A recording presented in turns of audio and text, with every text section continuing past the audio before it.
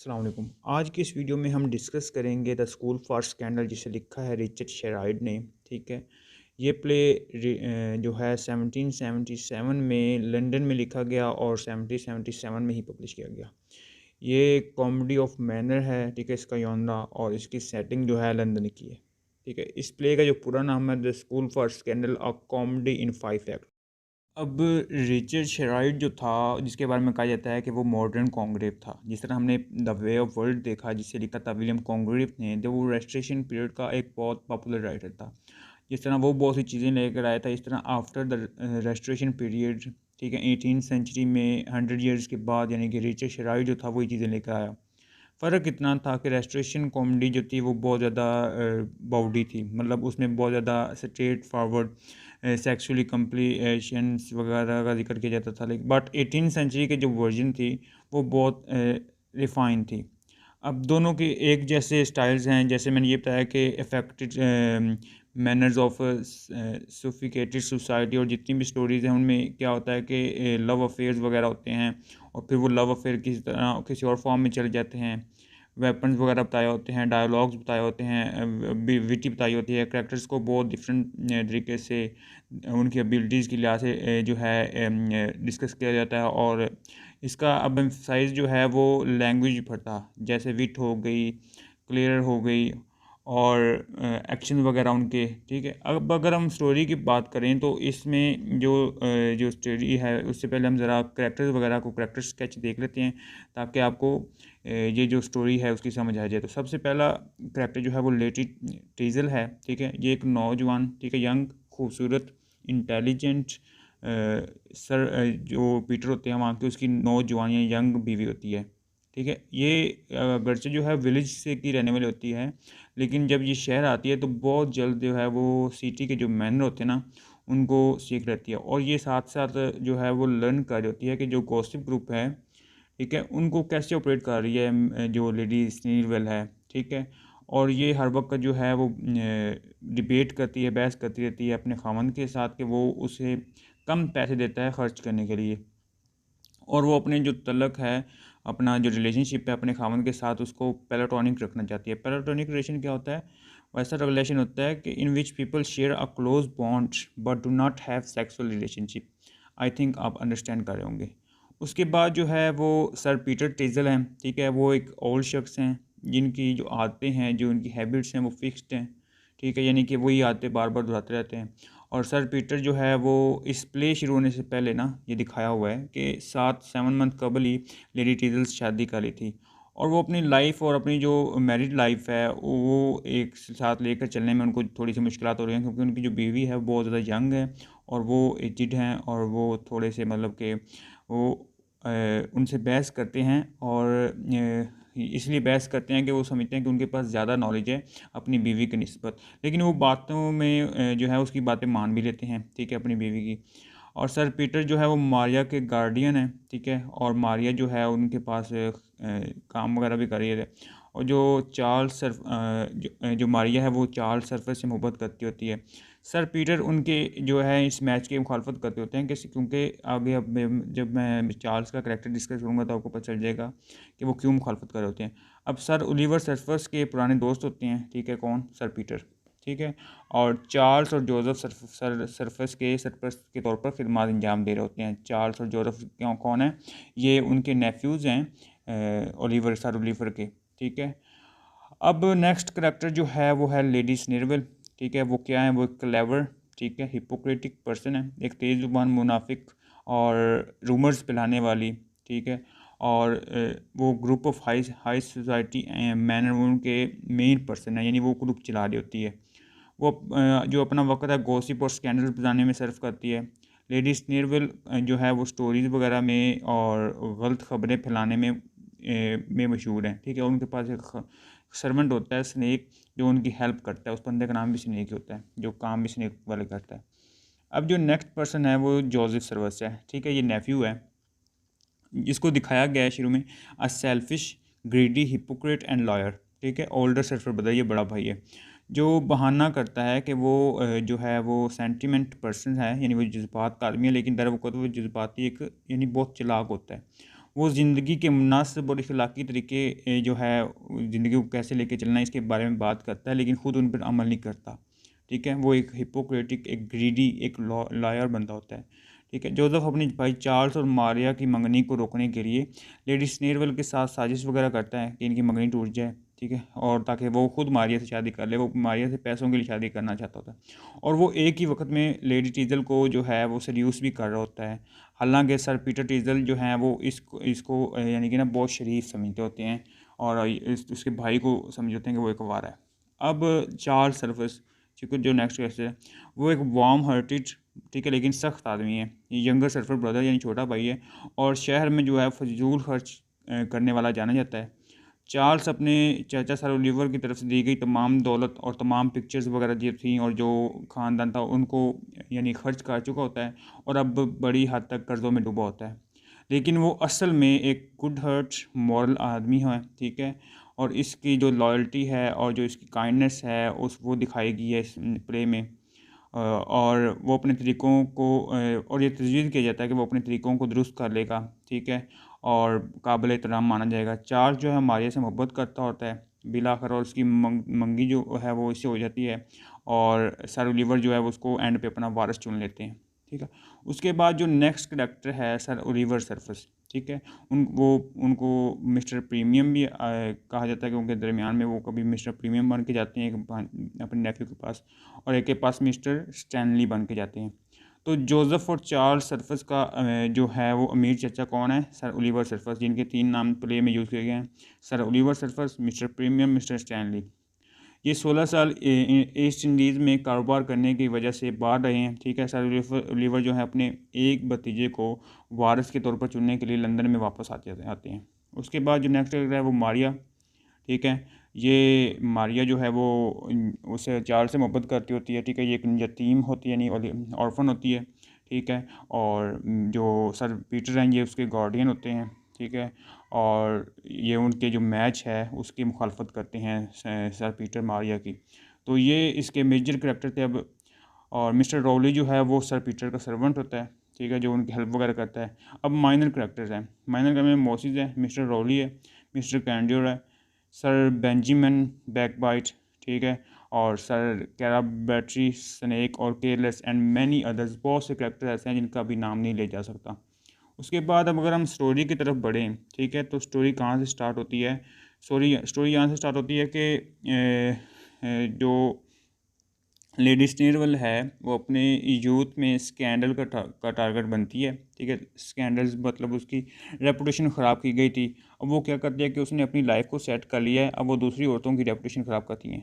Like वो सोचती हैं कि जो मेरे साथ हुआ मैं भी वो सब करूँगी, और वो इस चीज़ में मशहूर होती हैं। ठीक है, और वो कहती हैं कि जो जिनकी जो हाई रेपुटेशन औरतें ना उनको अपने लेवल पे ले आऊँगी, मतलब जो अपनी रेपुटेशन है उस पे ले आती है। उसका एक फ्रेंड है, ठीक है, सर्वेंट है, उसने एक वो उसकी मदद करता है। अब एक औरत जिसका नाम है टीजल, उसको उसने स्कैंडल का हिस्सा बनाया। फिर उसने क्या किया कि जोसेफ का ट्रू करैक्टर लेके आई है सबके सामने। ठीक है, फिर उसने चार्ल्स और मारिया के बीच में जो लव था उसको ख़राब किया। वो चार्ल्स को अपनी तरफ अट्रैक्ट करना चाहती थी, और साथ ही जो मारिया उसको जोसेफ की तरफ करना चाहती थी, और साथ ही सर ओलिवर को भी। इसके लिए वर्ल्ड सिर्फ स्कैंडल था और कुछ नहीं। इसने अपना बेस्ट लिया ताकि अपनी विजन को रियलिटी बना सके। अब उसमें वो सक्सेसफुल नहीं हुई, क्योंकि वो अब्यूज़ करती थी चार्ल्स सर्फस को, सर पीटर टीजल को और मारिया को। तो वो उसकी बात नहीं सुनते थे, वो मना कर देते उसकी बात सुनने को। समटाइम ऐसा तो होता कि सर पीटर जो हैं वो क्या करते थे, वो सोचते थे, ठीक है, जब उनकी न्यू न्यू शादी हुई थी ना लेडी टीजल से, तो वो इस चीज़ में बारे में सोचते थे कि उनका विजडम क्या था। फिर उस तरह के वो उसकी बातों में यानी जो स्कैंडल बनाती है वुमन, उसकी बातों में आ जाते थे, और अपने जजमेंट को, अपने जो फैसले थे उसको डाउट करते थे कि उसकी जो है वो अपनी यंग वाइफ से शादी कर ली है तो पता नहीं मेरी लाइफ कैसे होगी। इस तरह घर की इनको बातों का असर था। और लेडी टीजल क्या है कि वो कंट्रीब्यूट करती है, ठीक है, कि जो लंदन की लाइफ है उसको एंजॉय करती है। ठीक है, और मिस्टर पीटर की जो दौलत है उसको उड़ाना चाहती है। और सर रिवर जो थे वो बहुत ज़्यादा कंसर्न थे। ये शुरू में प्लेस के शुरू में बताया गया है सारी चीज़ों को, कि जो मिस्टर पीटर हैं वो क्या थिंकिंग कर रहे हैं, सर ओलिवर क्या थिंकिंग कर रहे हैं, और जो स्कैंडल्स उड़ाती है वो वाले क्या थिंकिंग कर रहे हैं। तो उस चीज़ के बारे में उनकी क्या कंसर्न थे, उनकी प्रॉब्लम्स क्या थी। तो अब मिस्टर ओलिवर दिखाया गया कि वो बहुत ज़्यादा कंसर्न थे अपने नेफ्यूज़ को लेके, ठीक है, उनके लिए बहुत ज़्यादा परेशान थे और उनकी जो प्रॉब्लम थी वो ये थी कि उन्होंने अपनी प्रॉपर्टी जो है वो अपने मरने के बाद छोड़नी थी, किसी एक के लिए, किसी एक को देनी थी। तो उसको उनको ना वो उनके नेफ्यूज़ की ट्रू नेचर का, रियल नेचर का पता नहीं था, ठीक है। फिर इस ओलिवर क्या करते हैं, वो अपने दोस्त से पूछते हैं कि इनमें से दोनों में सच्चा कौन है, तुम इनके सिटी में ही इनके साथ ही रह रहे हो। तो जो दोस्त है और मिस्टर रॉली है वो कहता है कि जो है ना चार्ल्स वो अच्छा नहीं है, ठीक है, लेकिन जो दूसरा है ना जोसेफ वो अच्छा है। लेकिन वो अच्छा वो कहता अच्छा ठीक है चलो मैं चेक करूँगा इन दोनों को। फिर वो प्लान करते हैं, ठीक है, इनका एक टेस्ट लिया जाएगा। अब प्ले स्टार्ट होता है और इसमें दिखाया गया कि जो मिस्टर टीजल है, मिस्टर पीटर है, वो लड़ होता है लेडी टीजल के साथ कि वो लेडी स्नेरबल के घर क्यों जाती है, ज़्यादा इतना ज़्यादा क्यों जाती है। तो अब क्या होता है कि जो लेडी टीजल है उन्होंने सर पीटर को अक्यूज़ किया कि उन्होंने उसको सारी फ्रीडम दी थी जब वो उसकी शादी हुई थी और वो अब इसे डिप्राइव कर रहे हैं। उसने याद करवाया कि आपने मुझे प्रॉमिस किया था कि आप मेरे साथ लेडी स्नेरबल के घर जाएंगे। अब क्या हुआ कि जब वो लेडी स्नेरबल के घर पे जाते हैं, ठीक है, तो जो सारे रूम होते हैं वो फुल होते हैं, वहाँ पे लोग बैठे होते हैं और वो लोग उसकी एनिमीज़ पर बहुत से अजीब से रिमार्क्स दे रहे होते हैं और इवन कि उनके फ्रेंड्स के बारे में बुरी और अजीब बात चीज़ें कर रहे होते हैं। सर पीटर जो होते हैं वहाँ से निकल जाते हैं और लेकिन जो मिस लेडी स्नेरबल है वो वहाँ पे रहती है। लेडी स्नेरबल के सारे जो गेस्ट होते हैं ना वो कार्ड्स रूम से चले जाते हैं और वो रूम खाली होता है। फिर जो है सिर्फ मारिया जो है वहाँ पे रह जाती है और जोसेफ वगैरह भी वहाँ पे होता है। तो जो लेडी स्नेरवेल है वो मारिया से पूछती है कि तुम चार्ल्स से प्यार करती हो, और वो उसे क्वेश्चन करती है। जोसेफ जो है वो अब इनकी आपस में जो रिलेशनशिप था वो ख़त्म करना चाहता था और वो मारिया को ना अपने प्यार का इज़हार करता है और वो अपनी नीज़ पर बैठ जाता है।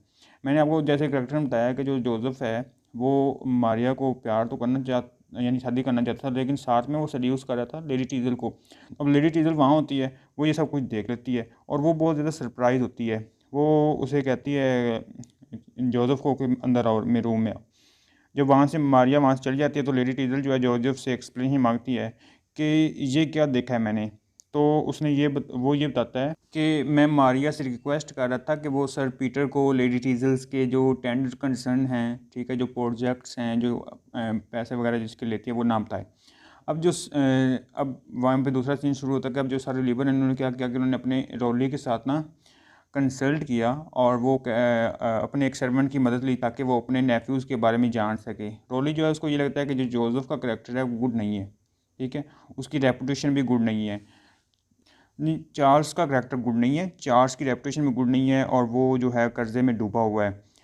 तो अब सर ओलिवर जो है वो कंसल्ट करते हैं सर पीटर से, जिन्होंने ये डिक्लेयर किया कि जोसेफ की जो है मैं उसकी वजह से मेरी जो है लाइफ जो है चार्ल्स की वजह से मेरी लाइफ जो है रिस्क पे है, क्योंकि अब ये एक रूमर फैला दिया जाता है कि जो चार्ल्स है ना उसका चक्कर चल रहा है किसके साथ, लेडी टीजल के साथ। तो जब ये सुनता है ना वो मिस्टर पीटर तो वो बहुत ज़्यादा शॉक होता है। तो वो ये कहता है कि वो मेरी लाइफ उसकी वजह से रिस्क भी है। अब मारिया जो है वो एक दफ़ा फिर जोसेफ से शादी के मना कर देती है जब जोसेफ उससे शादी के लिए पूछता है। सर पीटर, सर ओलिवर और रोली ये प्लान करते हैं कि ये लोग अपने नेफ्यूज़ की वर्थ को टेस्ट करेंगे, ठीक है, उनको मतलब आजमाएंगे। एज यूजल जो चार्ल्स है उसको मनी चाहिए होती है क्योंकि उसने कर्जा देना है लोगों का और अपने काम निपटाने हैं और वो ग्रीडी भी है और फजूल खर्च भी है तो उसको पैसे चाहिए। तो सर ओलिवर जो हैं वो मनी लॉन्डर बनते हैं और मनी लॉन्डर के रूप लेकर ना चार्ल्स के पास चले जाते हैं। वो चार्ल्स को कहते हैं कि वो मिस्टर प्रीमियम है और मनी सप्लाई करते हैं। जब वो वहाँ पे पहुँचते हैं तो उधर एक ड्रिंकिंग पार्टी हो रही होती है और उसके कुछ गेस्ट आए होते हैं जो कार्ड्स वगैरह खेल लेते हैं और सर ओलिवर जो है वो वहाँ का माहौल देख के उनको अच्छा नहीं लगता, मतलब वो इम्प्रेस नहीं होते और फिर उनसे इन्वेस्टिगेशन करते हैं। तो सर ओलिवर जो है वो ये डिस्कवर करते हैं जो चार्ल्स है ना वो अपने घर की तमाम कीमती चीज़ें बेच चुका है। तो वो कहता है कि अच्छा मैं तुम्हें पैसे दूंगा लेकिन तुम मुझे क्या दोगे, ठीक है। तो वो कहता है कि मेरे पास जो है वो घर की पुरानी पिक्चर है मैं सारी बेच दूँगा। और वो उस पर सर ओलिवर जो है बहुत गुस्सा होते हैं कि अपने ख़ानदानी पिक्चर जो है क्यों बेच रहे हैं। फिर वो उनसे कुछ पिक्चर वगैरह ख़रीदते हैं, तस्वीरें वगैरह पुरानी जो हैं वो ख़रीद लेते हैं 800 पाउंड में। और वो कहते हैं कि वो एक पिक्चर जो है वो नहीं बेचता। वो कहते हैं तुम वो क्यों नहीं बेच रहे। वो कहता है वो मेरे अंकल की पिक्चर है वो मैं आपको नहीं बेचता। तो वो जो ओलिवर सर अंकल ओलिवर होते हैं वो इम्प्रेस हो जाते हैं कि एटलीस्ट वो ये बंदा जैसा भी है लेकिन मेरी रिस्पेक्ट तो कर रहा है। और वो उसे 800 पाउंड देते हैं, जो बाकी की जो पिक्चर होती हैं वो उससे ख़रीद लेते हैं। अब जो चार्ल्स होता है वो क्या करता है कि 100 पाउंड जो है वो जल्दी से मिस्टर स्टैनली को भेज देता है, जो कि पुअर होते हैं, जो फाइनेंशियल तौर पे अच्छे नहीं होते, जो दिखाया हुआ है। अब जोसेफ और लेडी टीजल जो हैं उन दोनों के बीच में डिस्कशंस वगैरह हो रही होती हैं, ठीक है। और जोसेफ उसे एडवाइस कर रहा होता है वो अपने हस्बैंड को जेलस फील करवाए, ठीक है, जेलस होने का मौका दे, मतलब उसको ऐसा मौका दे कि वो जेलस हो। इस तरह से वो इसे बता रहा होता है कि वो उसको एडवाइस कर रहा होता है अपनी रेपुटेशन बचाने के लिए, एक दो दफ़ा तुम्हें अपनी रेपुटेशन बिगाड़नी भी पड़ जाए तो ऐसा कर लेना। और कहता है कि मैं तुम्हें इसमें हेल्प करूँगा। जब वो बात कर रहे होते हैं तो सर पीटर आ जाते हैं अनएक्सपेक्टेडली। अब लेडी टीजल जो होती है वो छुप जाती है अंदर रूम में, ठीक है, बिहाइंड द स्क्रीन। अब जोसेफ जो है वो प्रिटेंड करता है कि वो पढ़ रहा था, और सर पीटर जो है वो इन्फॉर्म करते हैं जोसेफ को कि लेडी टीजल जो है उनका अफेयर चल रहा है चार्ल्स के साथ। अब और पूछते हैं उसके भाई के बारे में कि उनके साथ उसका रिलेशनशिप कैसा चल रहा है। सर पीटर जो है जोसेफ को जो है वो 2 डीड्स दिखाते हैं जो लेके आते हैं। डीड्स होता है एग्रीमेंट टाइप। इसमें एक होता है कि इसमें एग्रीमेंट होता है कि वो हर साल जो है अपनी बीवी को 800 पाउंड देगा लेडी टीजल को, ताकि वो अपनी जो है इंडिपेंडेंस के लिए उसको यूज़ कर सके। और दूसरा होता है उनकी डेथ के बाद वो काफ़ी ज़्यादा बड़ा हिस्सा जो है अपनी जायदाद का वो उसके नाम कर देगा। अब इससे क्या नज़र आता है सर के जो मिस्टर पीटर हैं वो क्या लेडी टीजर के पास स्टिल वो उसके साथ जेनरस हैं, मतलब उसकी केयर करते हैं। अब जब सर पीटर ये डिस्कस कर रहे होते हैं जोसेफ के, तो वो कहते हैं कि तुम तो मारिया के साथ कर रहे हो शादी। तो वो कहता है अंकल रहने दे इस बात को, फिर हम डिस्कस करेंगे, क्योंकि उसे पता होता है कि जो लेडी टीजर है वो इन सब बातों को सुन रही होती हैं। इसी दौरान क्या होता है कि लेडी टीजल को महसूस होता है कि जो जोसेफ है वो उसे रिसीव कर रहा है, धोखा दे रहा है, ठीक है, क्योंकि वो सुन लेता है। हालांकि उसने उस बात को टोक दिया था, लेकिन फिर भी वो सुन लेती है। तो उसके बाद क्या होता है कि उसका भाई चार्ल्स वहाँ आ जाता है। तो चार्ल्स से ये मिस्टर पीटर मिलना नहीं चाहता होता, तो वो उसे कहता है कि अच्छा मुझे जगह बताओ मैं कहाँ छुपूँ। वो अंदर कमरे की तरफ जाने लगता है, लेकिन जो जोसेफ है उसे रोक देता है कि वहाँ नहीं, कहीं और जाके छुपें, ठीक है। अब वहाँ पे जो है चार्ल्स आ जाता है। चार्ल्स को उससे बातें वगैरह शुरू कर देते हैं चार्ल्स के साथ। और वो लेडी टीजर के बारे में जिक्र करता है कि तुम्हारा तो अच्छा उसके साथ अफेयर चल रहा है। वो कहता है जोसेफ कहता है नहीं भाई अभी इस बात को ना डिस्कस करो, ठीक है। इस बात को वो सुन लेता है, दूसरा उसका खामन सुन लेता है मिस्टर पीटर। और पीटर ये सोचने लग जाता है कि इसकी जो लवर है, अब वो उसको पाँव नज़र आ जाते हैं ना छुपे हुए, क्योंकि उसकी बीवी छुपी होती है, उसको पाँव वगैरह नज़र आ जाते हैं। तो उसको लगता है कि ये जोसेफ की वो लवर वगैरह है। अब जो है क्या होता है कि जब चार्ल्स जो है वो लेडी टेजल की बात कर रहा है, तो वो जो जोसेफ है वो टोकता उसे कि समझाता है कि मिस्टर पीटर जो है वो यहीं पे हैं। फिर मिस्टर पीटर जो है बाहर निकल के आ जाते हैं, ठीक है। और वो आपस में डिस्कस करते हैं। ऊपर से क्या होता है कि जो लेडी टीजल है वो बाहर निकल आती है, ठीक है। और ये वो कंफर्म करती है कि जो मेरा रिलेशनशिप था वो चार्ल्स के साथ नहीं था, वो जोसेफ के साथ था। वो कहती है अल्दो मैं आपको ये बाद में पता चल जाना था, लेकिन मैं खुद इसलिए बता रही हूँ क्योंकि मैंने आप अपने दिल में आपके लिए जो मोहब्बत है वो देख ली है, और मुझे पता है मैंने जो गुनाह किया आप मुझे वो माफ़ कर देंगे। फिर क्या होता है कि लेडी टीजल वहाँ से चली जाती हैं, और सर पीटर जो हैं वो उसको फॉलो करते हैं, वहाँ से चले जाते हैं। अब सर ओलिवर क्या करते हैं कि जोसेफ की जो अपार्टमेंट है ना वहाँ पे आते हैं, परमिशन लेते हैं एंट्री की, ठीक है। वहाँ से अब जो है सिर्फ जोसेफ दिखाया गया वो होता है, और फिर जो है मिस्टर ओलिवर जो है वो आ जाते हैं। और वो मिस्टर स्टैनली का ड्रेस यानी जो उनका रूप पहन के आए होते हैं, उनका रूप, और वो ना जो है चैरिटी की डिमांड करते हैं। और जो जोसेफ है वो कहता है कि उसके जो पैसे उनको ये पता होता है कि उनके पास पैसे हैं जोसेफ के पास। तो वो कहता है कि मुझे ना सर ओलिवर की तरफ से बहुत सारे पैसे मिले हैं, ऐसे लगता है लोगों को, लेकिन मुझे पैसे दिए नहीं गए, मुझे बहुत कम पैसे दिए गए हैं। वो क्लेम करता है कि उसको बहुत से कम पैसे मिले हैं सर ओलिवर से, और उन्होंने सारे पैसे जो हैं वो चार्ल्स को दे दिए हैं। जब सर ओलिवर वहाँ से उनको क्योंकि धचका लगता है वो वहाँ से चले जाते हैं। और फिर उसे महसूस होता है जब वो चला जाता है तो उसको ना एक खबर फैलती है कि जो सर ओलिवर हैं वो टाउन में वापस आ गए हैं। हालांकि सर ओलिवर तो पहले से वापस आ चुके थे, लेकिन उनको पता नहीं था। तो ये मिस्टर रॉवली जो था वो बाद में बताता है कि जो मिस्टर ओलिवर हैं वो टाउन में आ चुके हैं।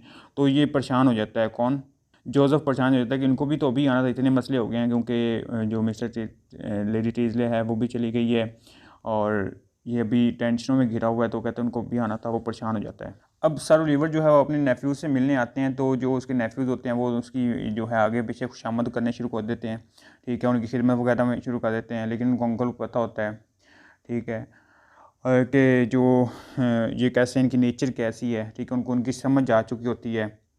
उसके बाद अब जो सीन दिखाया हुआ है जिसमें सारे करैक्टर जमा हैं, जिनमें मिस्टर पीटर हैं, ठीक है, और मिस्टर ओलिवर हैं, उनका सर्वेंट रोली है, और जोसेफ है, और चार्ल्स है, मारिया भी वहीं पे है, और लेडी टीजल भी वहीं पे है। तो वो दिखाए हुए हैं। अब वहाँ पे वो अंकल रिवील करते हैं कि वो मैं तुम दोनों के पास आ चुका हूँ पहले भी, लेकिन भेस बदल के आया था, और बताते हैं कि अपने सारे वाक़यात बताते हैं। अब जो वहाँ पे चार्ल्स था वो तो एक्सेप्ट कर लेता है कि मैंने गलत किया, मुझे अपनी फैमिली की पिक्स जो थी, तस्वीरें नहीं बेचनी चाहिए थी, वो एक्सेप्ट करके माफ़ी मांगना शुरू कर देता है। लेकिन जो दूसरा होता है जोसेफ, वो प्रटेंड करता है कि उसे मतलब कि ना उससे गलती में हुआ या जो भी है वो मानता ही नहीं है। तो यहाँ पे क्या होता है कि मिस्टर लीवर जो है वो चार्ल्स की गलती माफ़ कर देते हैं, कहते हैं कि माफ़ कर देते हैं, लेकिन जो उसे दूसरा है ना जोसेफ, वो बहुत मकार इंसान है, ठीक है, और अपनी सारी जो प्रॉपर्टी है वो चार्ल्स को दे देते हैं। और चार्ल्स, अब वहाँ पे क्या होता है कि एक रूमर फैलता है कि जो चार्ल्स है ना, उसकी मंगनी हो रही है किसके साथ, लेडी स्नीरविल के साथ, ठीक है। अब वहाँ पे लेडी स्नीरविल को जब ये पता चलता है तो वो छुप जाती है। जब वहाँ पे वो सारे उस रूम में इकट्ठे होते हैं तो लेडीज वो पूछती है, मारिया उससे पूछती है कि हम तो हमारी तो मंगनी हो रही है लेडी स्नीरविल के साथ। तो लेडी स्नीरविल बाहर निकल आती है, कहती है हाँ ये सच है। लेकिन वहाँ पे क्या होता है कि जो रॉली होता है उनका हस्बैंड और उनका सर्वेंट, वो बाहर आता है और वो स्नेक को साथ लेके आता है और उसे कहता है कि सच बताओ सबको। तो फिर स्नेक सब के सामने ये रिवील कर देता है कि जो ये सारा रूमर्स जो हैं वो लेडी स्नेरवेल के फैलाए हुए हैं, ऐसा कुछ नहीं है। उसके बाद क्या होता है कि चार्ल्स जो हैं वो उसकी इंगेजमेंट हो जाती है मारिया के साथ, और उसको वारिस जो है वो चुन लिया जाता है मिस्टर ओलिवर का। और इस तरह ये जो है और चार्ल्स जो है वो प्रॉमिस करता है कि वो ट्राई करेगा रिफॉर्म करने के लिए, और कहता है कि वो मारिया से शादी करना चाहता है। उसकी मारिया से शादी डिसाइड हो जाती है। उसकी अंकल की जो सारी इंटेंस थी, मतलब उसकी सारी विरासत उसको मिल जाती है। अब एंड ये होता है कि जो लेडी लॉरेंस है उसको एक्सपोज हो जाती है, वो भी एक्सपोज हो जाती है, स्नेक भी एक्सपोज हो जाता है, ठीक है। और जो लेडी टीजल है वो अपना डिप्लोमा जो है वो स्कूल ऑफ स्कैंडल से कैंसिल कर लेती है और वापस ले लेती है। अब ये नहीं दिखाया हुआ कि लेडी टीजल को उसका हस्बैंड मिस्टर पीटर माफ़ कर देता है, यानी माफ़ करता, लेकिन यहाँ पे जो है वह ये वाला प्ले एंड हो जाता है। तो ये प्ले था। अब इसके अगर हम थीम देखें तो फर्स्ट थीम इसका आता है कंसाइनमेंट और एक्सपोजर। अब जो स्कूल फॉर स्कैंडल है वो एक्सप्लोर करता है कि कैसे लोग अपने आप को छुपाते हैं, हाउ दे आर एक्सपोज। अगर हम लिटरली और फिगरेटिवली बात करें कि कैसे उनका ट्रू नेचर कैसी हैं, ठीक है, उन लोगों ने उस पर एक मास्क पहना हुआ है। इसमें अगर हम देखें तो दो करैक्टर्स की ट्रू नेचर को अनमास्क किया गया है। जो उन्होंने झूठा मास्क चढ़ाया हुआ था उसको रिवील किया गया है। हिपोक्रेटिस दिखाए गए हैं इसमें, कैसे वो लोग जो हैं हिपोक्रेटिस होते हैं, हिपो पर्सन होते हैं, उनको क्या इम्प्रेशन होता है, वो कैसे अपने जो है रेपुटेशन अन रेपुटेशन को ठीक करते हैं। और इसके जो करेक्टर्स हैं लाइक मारिया, वो कैसे मॉरली बिहेव करती है कि उनकी रेपुटेशन बहुत अच्छी है, लेकिन एक जैसे कि दूसरे करेक्टर हैं लेडी स्नेरवल, वो बहुत इमोरली और बिहेव करती है और उसकी रेपुटेशन बहुत ज़्यादा ख़राब होती है और विक्ड होती है। इस थीम में ये भी है कि लोग कुछ और दिखाए होते हैं, जैसे आजकल देखने के लोग होते कुछ और दिखाते कुछ हैं, मतलब हिपोक्रेट्स, ठीक है, मुनाफिक लोग होती हैं। तो इसमें इन चीज़ों को और करैक्टर्स को रिवील किया। उसके बाद जो सेकंड थीम है वो है रूमर्स विद इनक्रुएलिटी, ठीक है। स्कूल फॉर स्कैंडल ये बेसिकली फोकस करता है on the groups of wealthy learners who entertain themselves rather than by spreading over. जो अपने आप को यानी कि इंटरटेन करते हैं, जो अमीर लोग होते हैं वो एक दूसरे को टॉर्चर करते हैं, एक दूसरे को टॉर्मेंट करते हैं, उनके बारे में झूठी रूमर्स फैलाते हैं। ये प्ले दिखाता है कि एक रूमर्स आपकी रेपुटेशन को कितने बुरे तरीके से ख़राब कर सकता है, बेशक वो मैन हो या वुमेन। और प्ले के अंदर हमने इसका अंजाम भी देख लिया कि सब लोग बहुत ठीक होते हैं, क्योंकि रूमर्स को स्प्रेड करना बहुत ही अनकाइंड सी हैबिट है। वैसे भी हम लोग आजकल देखते हैं कि जैसे हम आजकल देखते हैं कि जो होता है कॉर्मा, कि आप जो करते हैं किसी के साथ एंड पर आपके साथ वही होता है, और किसी न किसी तरह वो रिवील हो ही जाता है कि कौन सच्चा और कौन झूठा। वैसे भी वो कहते हैं ना कि एक झूठ को बचाने के लिए हमें 100 और झूठ बोलने पड़ते हैं, और जो सच है वो हमेशा बाहर आके रहता है। उसके बाद द मैन ऑफ सेंटीमेंट का थीम है। अब जो स्कूल फॉर स्कैंडल है वो 18th सेंचुरी का ट्रेडिशन का पार्ट है, ठीक है, जिसमें सेंटीमेंट बहुत कॉमन था। 1777 में जब प्ले लिखा गया तो सोसाइटी ने ये आइडिया दिया मैन ऑफ सेंटीमेंट्स का, उसको प्रूव किया था, जिसका ये था कि मॉरल सेंटीमेंट्स में इमोशंस थे, उन चीज़ों को यूज़ किया जाएगा। और मैन ऑफ सेंटीमेंट्स में ये था कि अगर आप किसी के साथ चैरिटी करते हो, आप किसी के साथ लॉयल हो, तो ये चीज़ें जो हैं वो एडमायरेबल क्वालिटीज़ हैं, और इन चीज़ों में एडमायरेबल क्वालिटीज़ में कंसीडर की जाती हैं।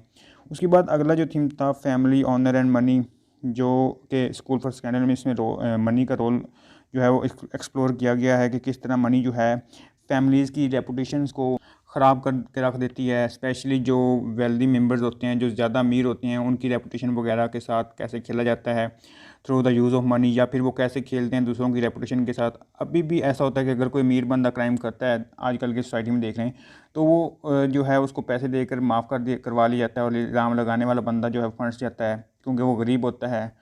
और लास्ट में इसमें ये है कि प्ले दिखाता है कि जो फ्री स्पेंडिंग लाइफस्टाइल है वो रिलेशनशिप्स को इफ़ेक्ट करता है। बेशक वो ओल्डर जनरेशन हो, यंगर जनरेशन हो, या मैन हो या वुमेन हो, सब के रिलेशनशिप को इफ़ेक्ट करता है क्या, फ्री स्पेंडिंग लाइफस्टाइल। तो ये आज का हमारा प्ले था, ठीक है, द स्कूल फॉर स्कैंडल, और ये 5 एक्ट्स प्ले है। और ये आज का मेरा प्ले, तो उम्मीद करता हूँ आपको वीडियो पसंद आई होगी। कमेंट करके ज़रूर बताइएगा। शुक्रिया, अल्लाह हाफ़िज़।